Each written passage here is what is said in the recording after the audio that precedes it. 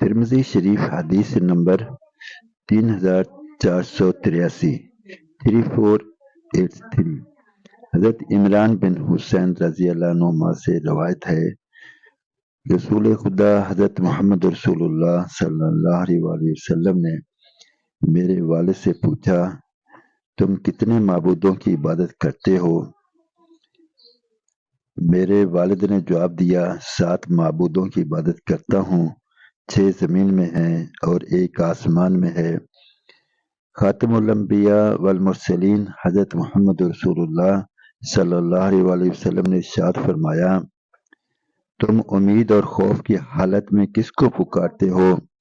انہوں نے عرض کیا، اس معبود کو جو آسمان میں ہے۔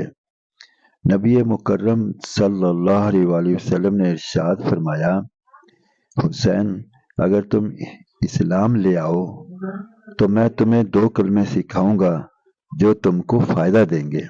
حضرت حسین رضی اللہ عنہ مسلمان ہو گئے تو انہوں نے خاتم الانبیاء والمرسلین حضرت محمد رسول اللہ صلی اللہ علیہ وآلہ وسلم سے عرض کیا، یا رسول اللہ صلی اللہ علیہ وآلہ وسلم، آپ مجھے وہ 2 کلمے سکھائیے جن کا آپ نے مجھ سے وعدہ کیا تھا۔